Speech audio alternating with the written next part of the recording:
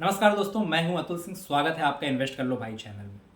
Y you need to separate funds, one for emergencies, one for opportunities. दोस्तों, जिंदगी कभी भी सरप्राइज दे सकती है। कभी अचानक नौकरी चली जाती है, कभी फैमिली में मेडिकल इमरजेंसी हो जाती है, और कभी कभी मार्केट में ऐसा मौका आता है कि सही समय पर इन्वेस्ट करके बड़ा फायदा लिया जा सकता है।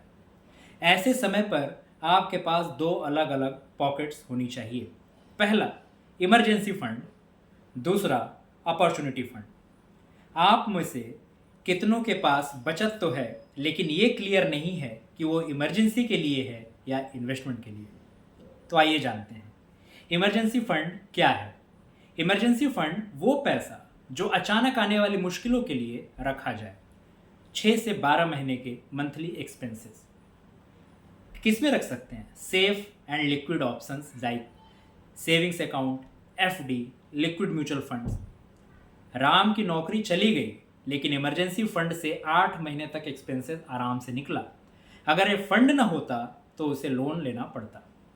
तो इसका गोल्डन रूल क्या है? Emergency fund is not equal to your investment. ये सिर्फ सेफ्टी नेट है। अब जानते हैं अपॉर्चुनिटी फंड क्या है। अपॉर्चुनिटी फंड वो फंड है जो अचानक आए इन्वेस्टमेंट अवसर के लिए रखा जाए। जैसे मार्केट क्रैश हो गया, शेयर्स म्यूचुअल फंड सस्ते हो जाएंगे, तो इन्वेस्ट कर दो। प्रॉपर्टी डिस्ट्रेस सेल में मिल रही है, ले लो। गोल्ड की गिरावट पर खरीद लो। जैसे liquid but growth oriented options like arbitrage funds, short term debt funds, high savings account. मार्च 2020 में मार्केट क्रैश हुआ। जिसने अपॉर्चुनिटी फंड से इन्वेस्ट किया, उसे 2 साल में पैसा 2 से 3 गुना कर लिया। बट इमरजेंसी फंड और अपॉर्चुनिटी फंड की तुलना हम कैसे करें? इमरजेंसी फंड क्राइसिस के समय काम आता है, अपॉर्चुनिटी फंड इन्वेस्टमेंट अवसर के समय। इमरजेंसी फंड एक सेफ्टी नेट है, अपॉर्चुनिटी फंड एक ग्रोथ टूल है। Emergency fund zero risk FD liquid mutual fund में रखना चाहिए। Opportunity fund low to moderate risk यानी डेट आर्बिट्राज म्यूचुअल फंड में। इमरजेंसी फंड 6 से 12 महीने के लिए खर्च किया जाना चाहिए। Opportunity fund fix percentage of your income. Emergency fund निकालना मजबूरी नहीं होनी चाहिए। अपॉर्चुनिटी फंड जब मौका मिले निकाल लो। सोचिए, आज आपकी जॉब चली जाए और मार्केट भी क्रैश हो जाए, तो कौन सा फंड यूज करेंगे, इमरजेंसी वाला या अपॉर्चुनिटी वाला? दोनों फंड्स बनाने का फॉर्मूला नोट करके रखिएगा। पहले इमरजेंसी फंड बनाओ 6 से 12 महीने के खर्च के लिए। दूसरा, फिर हर महीने इनकम का 5 से 10% अपॉर्चुनिटी फंड में डालो। तीसरा, इमरजेंसी फंड को कभी इन्वेस्टमेंट में मत डालो। चौथा, अपॉर्चुनिटी फंड को कभी खर्च के लिए मत इस्तेमाल करो। राज ने इमरजेंसी फंड और अपॉर्चुनिटी फंड अलग अलग बनाए।